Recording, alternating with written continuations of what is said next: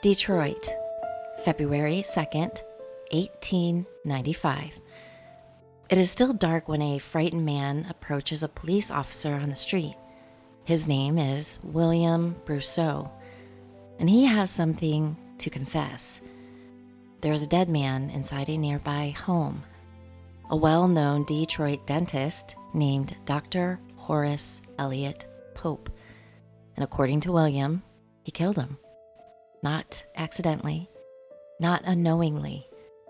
William Brusseau says he picked up an axe and struck Horace Pope in the head.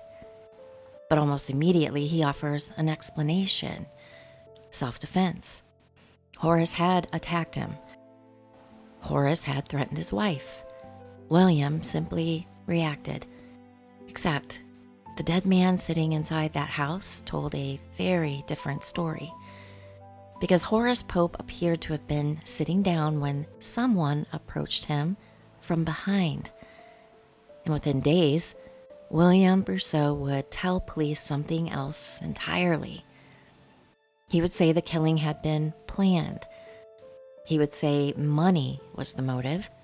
And most importantly, he would point the finger at Horace Pope's wife, Nellie.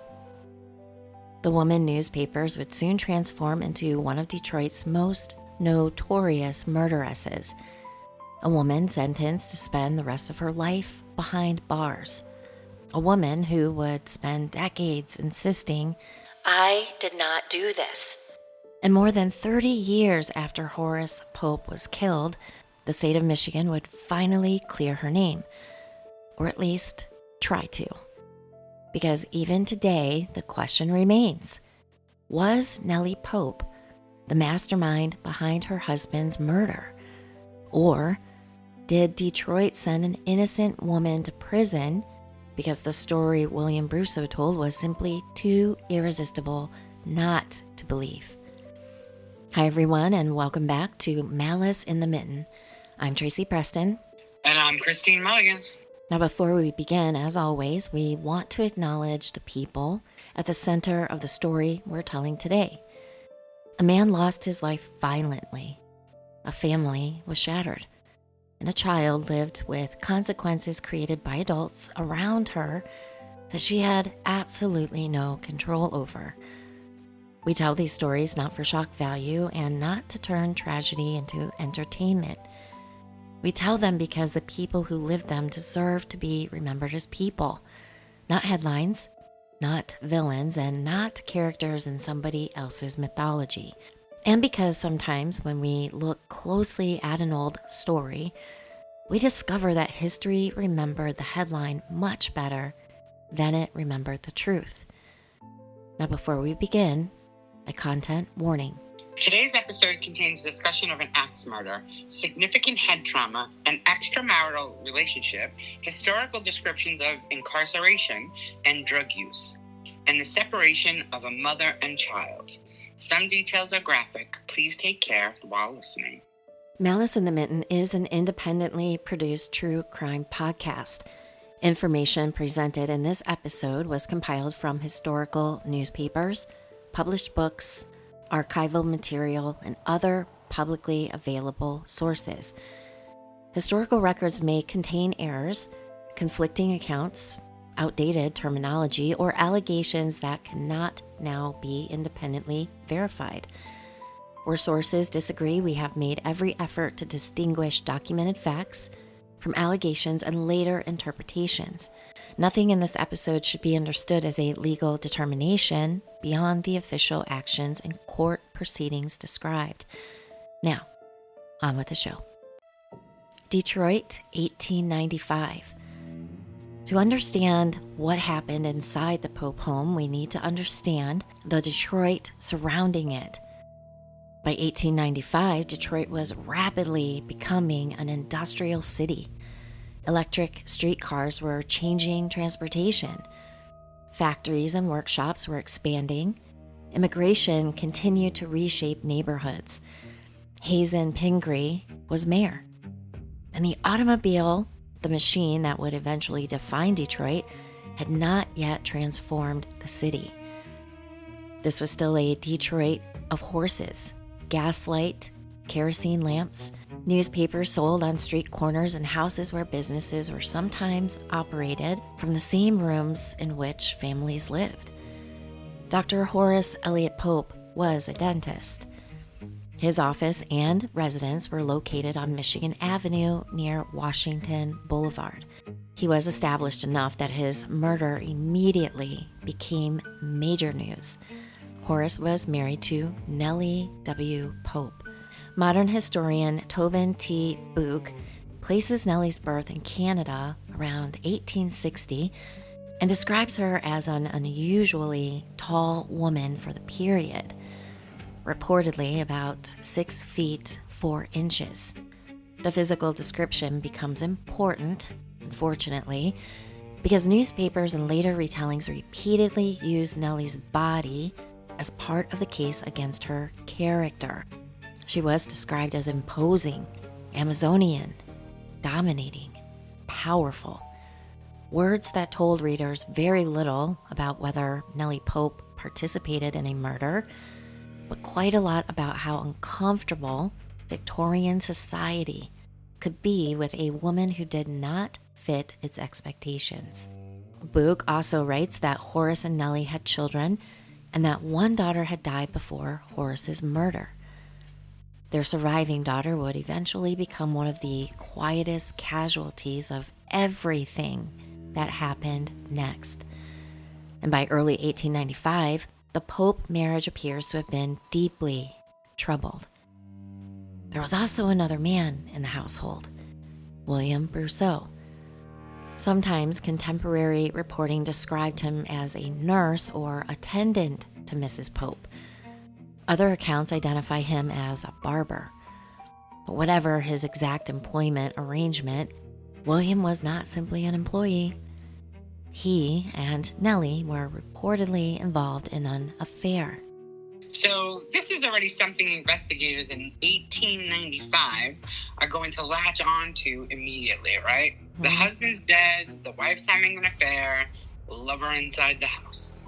Oh yeah, and that matters because everything investigators saw afterward was filtered through that triangle. Horace, Nellie, William. But suspicion is not evidence. And the question we have to keep asking is whether investigators discovered a conspiracy or whether William Brusseau gave them one. Saturday, February 2nd, 1895, shortly before 6 in the morning, Detroit Police Constable Schick encountered William Brusseau. William appeared frantic. He told the officer that Dr. Horace Pope was dead and that he had killed him. Now, according to the earliest version William gave authorities, Horace had been attacking Nellie. One contemporary account circulated outside Detroit reported that William claimed he had found Horace sitting on the side of Nellie's bed holding a cloth containing chloroform over her mouth. William said Horace fired a gun at him. William then grabbed a hatchet and struck him. That was the first story, and it had a very clear message.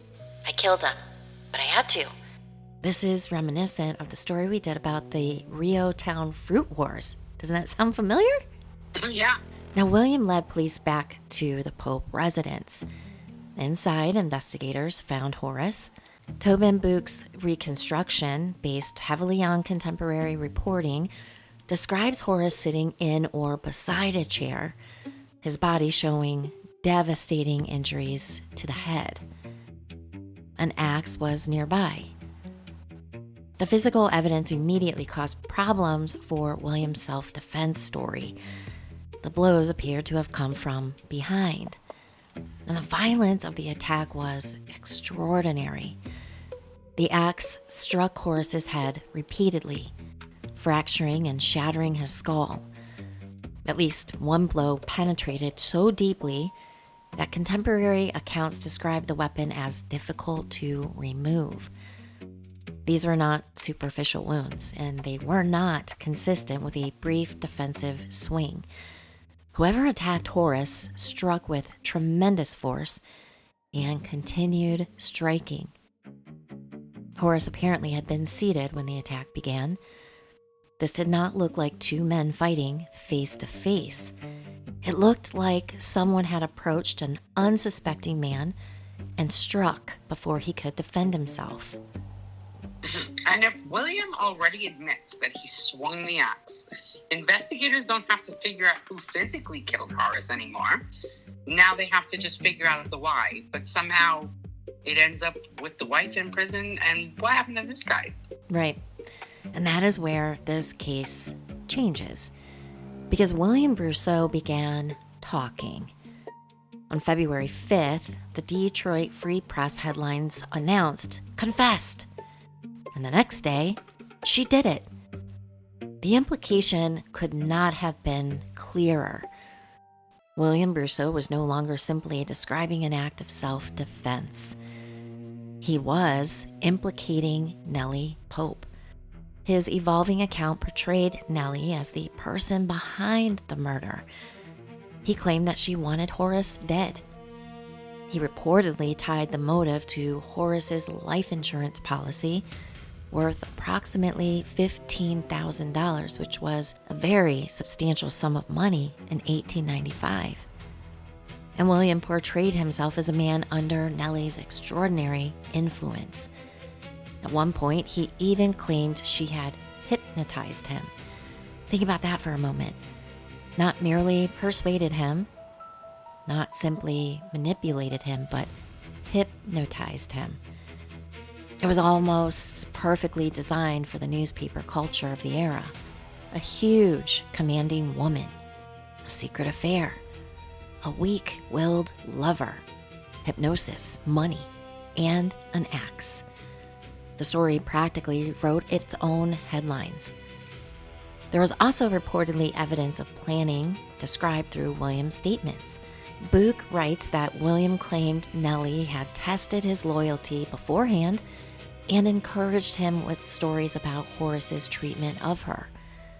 According to the prosecution theory, Nellie wanted her husband eliminated so she could receive his insurance proceeds and continue her relationship with William.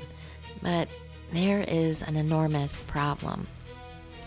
The central witness against Nellie Pope was also the admitted killer. William Brusseau had already changed his story. Well, isn't that sus? His first explanation protects himself by saying self-defense. Then, when that apparently doesn't match what police are seeing, suddenly Nellie becomes responsible. Right. Interesting. Right. How interesting.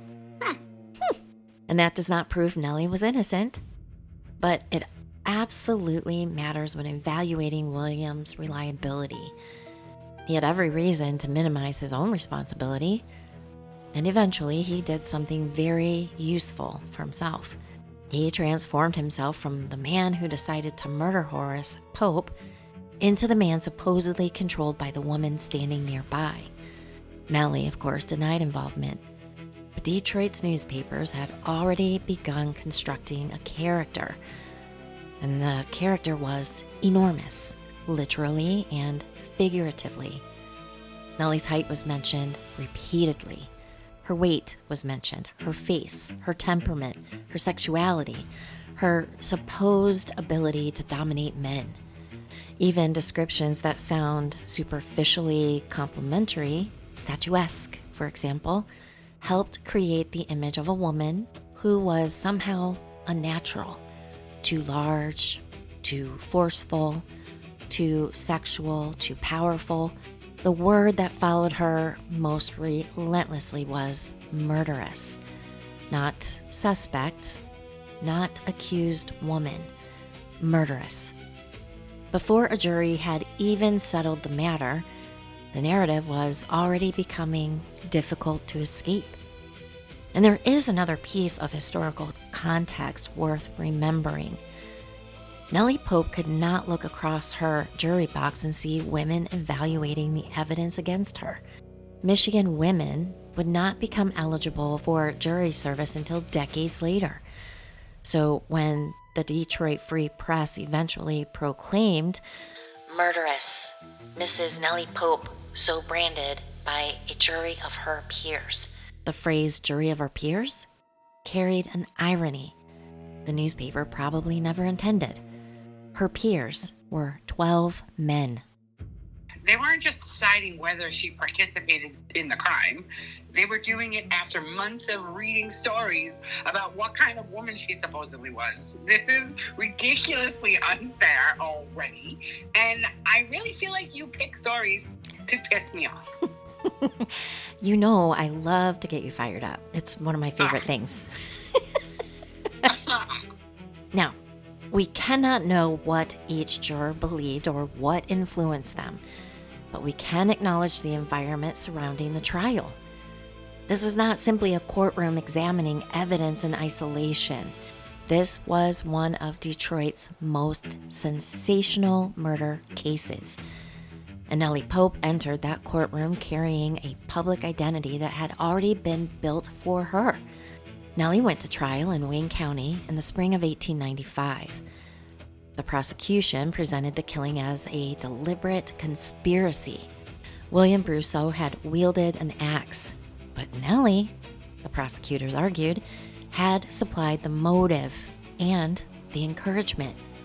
And that distinction was critical. Michigan did not need to prove that Nellie personally struck Horace in order to convict her of murder if jurors believed she intentionally arranged or aided the killing. William's second account provided the bridge between Nellie and the weapon. Without him, investigators had a dead husband, an affair, and suspicious circumstances. With him, they had a conspiracy, and William had already pleaded guilty. That made his accusations extraordinarily powerful. But again, they came from a man whose own version of events had shifted. Nellie maintained that she had not planned Horace's murder. She insisted that William acted without her participation. On June 4th, 1895, the jury returned its verdict. Guilty. First-degree murder.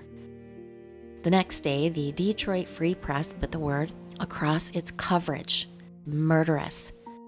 Nellie Pope was sentenced to life imprisonment. William Brusseau would later receive 25 years. The person who admittedly swung the axe received a term of years. The woman the prosecution said persuaded him to swing it received life. And this is exactly why this is infuriatingly astonishing, but doesn't surprise me in the least for the time. Agreed. And when the sentence was pronounced, another life was effectively sentenced too. Nellie's young daughter was separated from her. Buch describes the child being removed as Nellie was taken away. She would later be adopted. Her name would change, and whatever relationship mother and daughter once had would essentially disappear. That is something a murder trial transcript cannot measure. Horace was dead, William was going to prison, Nellie was going to prison, and a child had suddenly lost both parents. Nellie was first taken to the state prison at Jackson for processing before being returned to the Detroit House of Correction, where women serving long sentences were housed. Her arrival produced another sensational chapter. After sentencing, Nellie had reportedly been given whiskey mixed with laudanum, an opium preparation commonly used in the 19th century. When authorities searched her clothing, Buch writes that they discovered 2 boxes containing approximately 100 opium capsules concealed inside her corset. Who supplied them? And exactly what Nellie intended to do with them? Well, no one knows. But the incident immediately reinforced the image already attached to her. An incarceration did not make Nellie less notorious. Accounts describe that Nellie engaged in frequent arguments and fights with other prisoners. She was reportedly separated from other women at times because confrontations interfered with prison work. Now, she worked carding buttons in the prison shops. Now, carding buttons was prison factory work, which involved mounting or arranging buttons onto cards for sale or distribution. In the late 1800s and early 1900s, buttons were often sold sewn, tied, or fastened onto stiff cards. Prison workshops commonly use repetitive hand labor like this because it required little equipment and could be done for hours at a workbench. One especially dramatic story claims she once jumped from a chapel balcony into an area occupied by male prisoners. And then there was the ghost. Nellie reportedly told prison captain Joe Nicholson that Horace was visiting her at night. His ghost, she claimed, would stand and stare at her. Nicholson, however, did not believe her. He later told the press that he believed Nellie was pretending to be insane in hopes of escaping her sentence. Now, the story became another piece of the Nellie Pope legend, the murderess haunted by the husband she supposedly arranged to have killed. It is irresistible storytelling, but we have to separate storytelling from evidence. Whether Nellie genuinely experienced something, suffered psychologically after years of confinement, exaggerated symptoms, or deliberately pretended to see Horace cannot be established. What we do know is this: Nellie continued saying she was innocent year after year, and eventually something happened that changed the case yet again.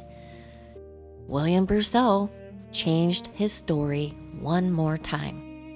For more than a century, retellings of this case have repeated that William Brusseau eventually confessed that Nellie had nothing to do with Horace Pope's murder. Now, there is an important correction here that I need to mention. Some modern histories say William died in 1916. Contemporary Michigan newspaper reporting places his death at Jackson State Prison in January of 1906, reportedly from heart disease. The contemporary date is the one that we are using. Before his death, William reportedly recanted the accusation that had helped convict Nellie. He now said he alone was responsible, and that Nellie had not planned the killing. She had not ordered it. She had not known beforehand that Horace would be murdered. Now, we need to consider what that means. William Brusseau gave authorities at least 3 significantly different narratives. First, self-defense. Then, Nellie planned it, and finally, Nellie was innocent and I acted alone.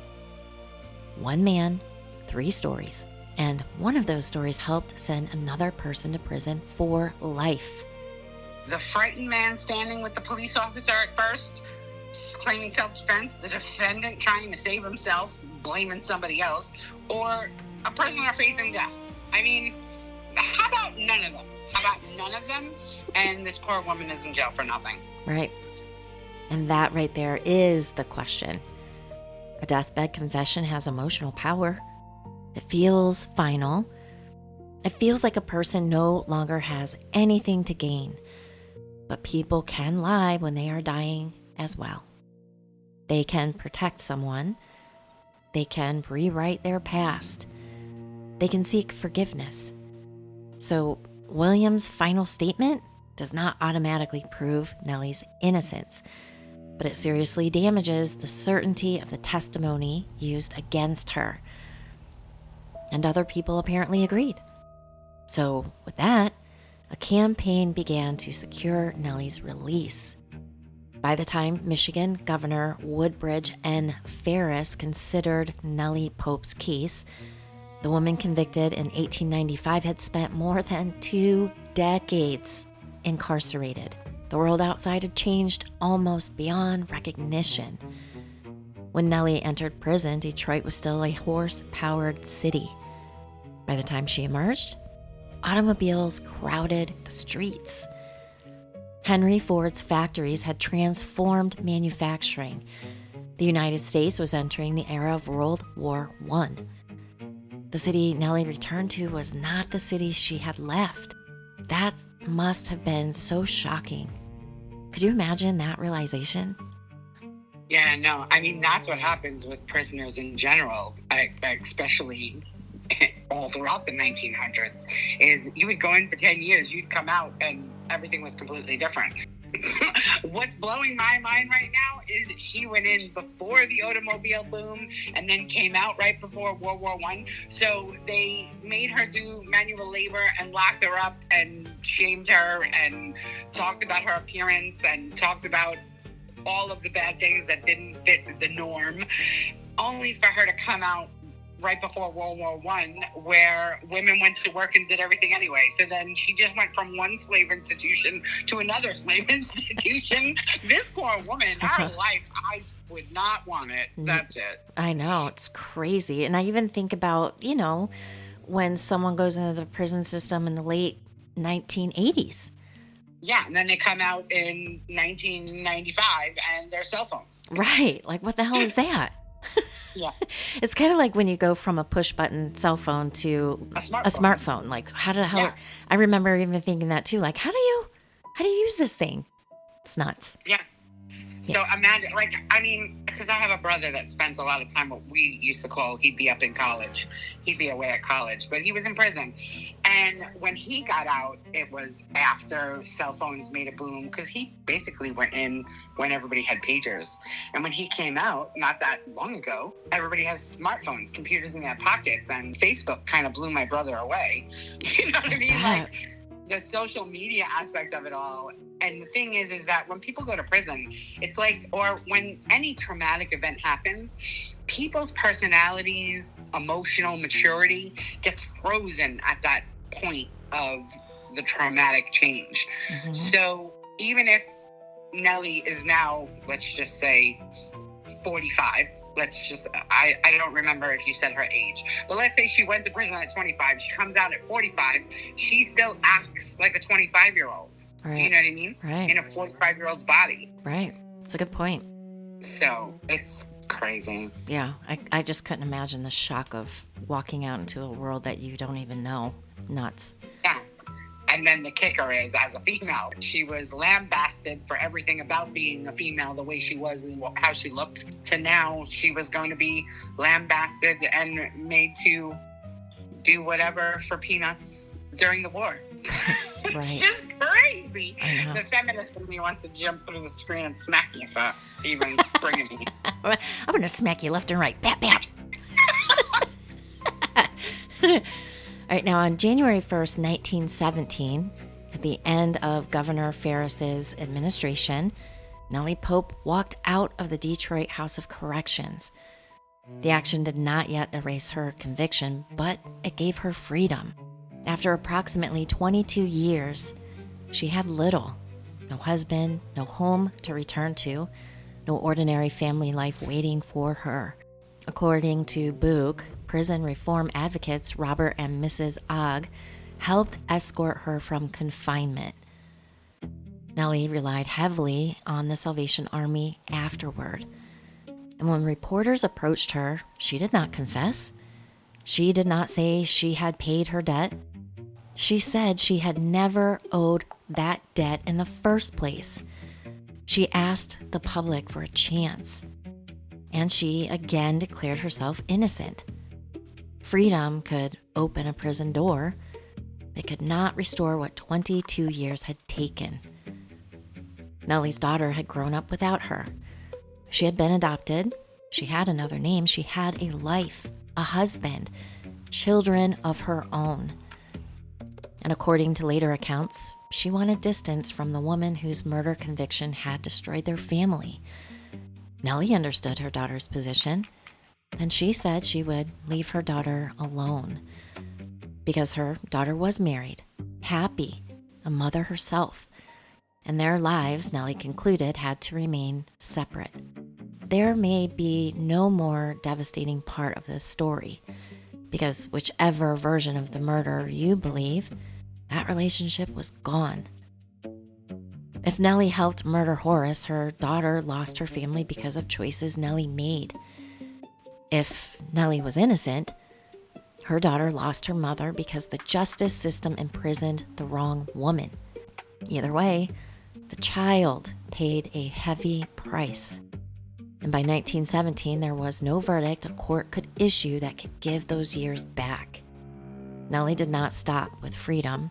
She wanted her name cleared. For another 11 years, she lived outside prison with the label still attached to her, convicted murderess. Then in 1928, Michigan Governor Fred W. Greene acted. Nellie Pope got what she had been asking for. She received a full pardon. International newspaper coverage of the decision went further, reporting that the governor's official action declared the elderly Nellie Pope innocent. The conviction that had defined her since 1895 was finally removed. 33 years after Horace Pope was murdered, more than 2 decades after William Brusseau died, and only months before Nellie herself would be gone. She had spent nearly half of those 33 years behind bars, and essentially all of them fighting the same word, murderess. Nellie Pope died in May of 1929. She was approximately 69 years old, although historical sources disagree slightly about her exact age. She was buried at Woodlawn Cemetery in Detroit on Woodward Avenue between 7 Mile and 8 Mile roads. The Woodlawn is one of Detroit's major historic cemeteries, which opened in 1896. Now, a little side note here, this is also where some very well-known Detroit figures are buried, including Rosa Parks, Aretha Franklin, the Dodge brothers, Edsel and Eleanor Ford, Levi Stubbs, David Ruffin, and J.L. Hudson. And something strange happened in the newspaper coverage. The woman once described through language emphasizing her size, severity, and supposed monstrosity was suddenly described much more gently in death. The Detroit Free Press looked at the face of the woman it had once branded a murderess and saw strength. 34 years had passed since Horace Pope was killed. Newspaper ink had long since dried. William Brusseau was dead. Horace was dead. Nellie was dead. The marriage was gone. The crime scene was gone. Much of the physical evidence was gone. And what remained was a collection of contradictory statements produced by the man everyone agreed had actually swung the axe. Okay, we have to answer it. What do you think? I think this is one of those cases where the most responsible answer is, I just don't know with certainty. And I don't think we should pretend we can. There are facts that appear solid. Horace Pope was murdered on February 2nd, 1895. William Brusseau killed him with an axe. William was involved with Nellie. William initially claimed self-defense, later accusing Nellie of planning the murder. Nellie was convicted. William eventually recanted the accusation.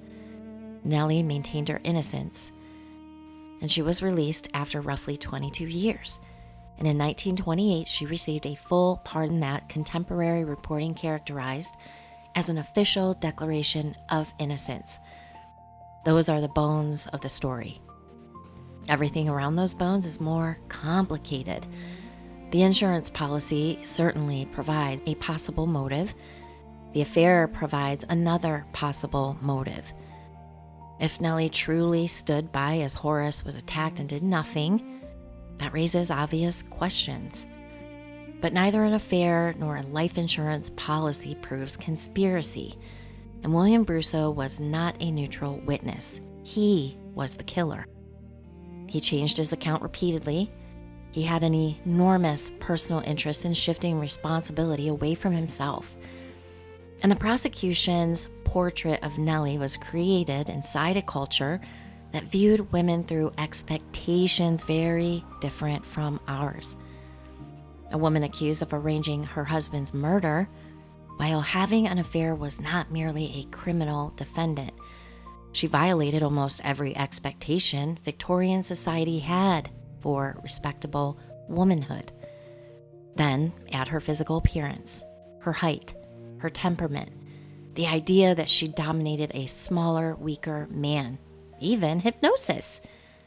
The prosecution did not simply have a murder theory, it had a villain perfectly designed for the time. Yeah, the press back then was like TMZ blueprint, by the way.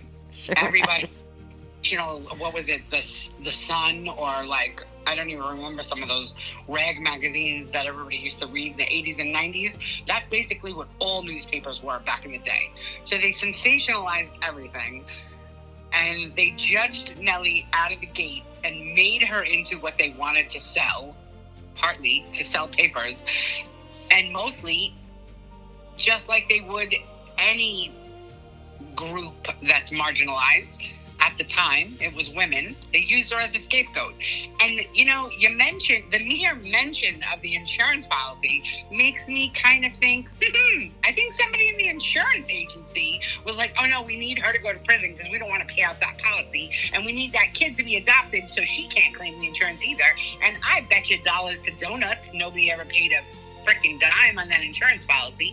Nobody got it because of all these extenuating circumstances, which immediately makes my brain go to, hey, was somebody in the insurance industry pushing for her to get arrested?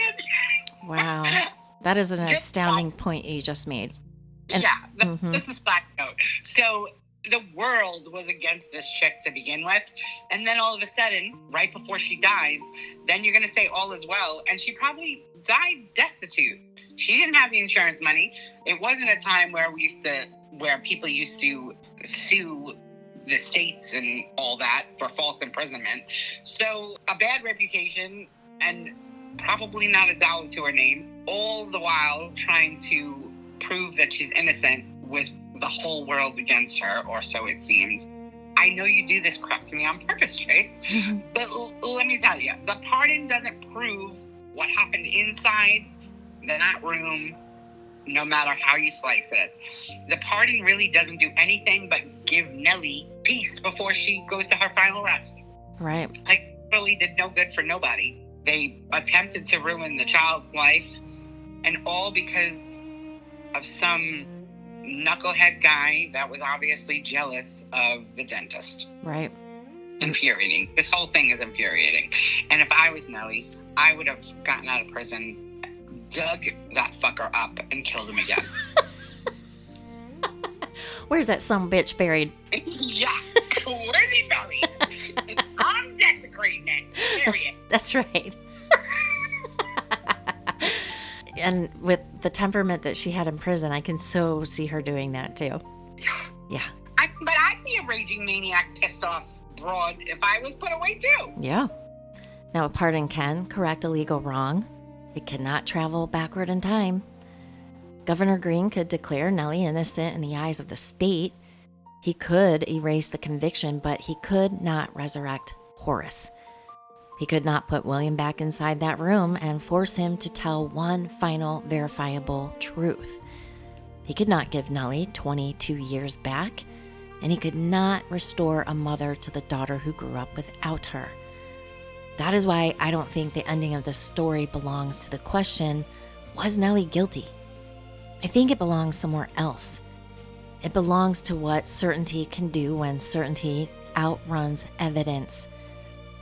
In June of 1895, a Detroit newspaper used one enormous word to tell readers who Nellie Pope was: murderess. One word, simple, certain, final. 33 years later, the state of Michigan used another, innocent. And between those two words was nearly an entire lifetime. And that is the danger in historical true crime. The oldest stories often arrive already finished for us. The villain has been selected, the motive neatly packaged, the newspaper headline preserved, and all we have to do is repeat it. But that is not enough, because people are more complicated than headlines. Evidence is more complicated than legends. And sometimes the most important thing we can do for someone whose story has survived for more than a century is remove the label long enough to look at the person underneath it. Horace Eliot Pope deserved to be remembered as the man whose life was violently taken that February morning. The daughter left behind deserves to be remembered for everything the adults around her cost her.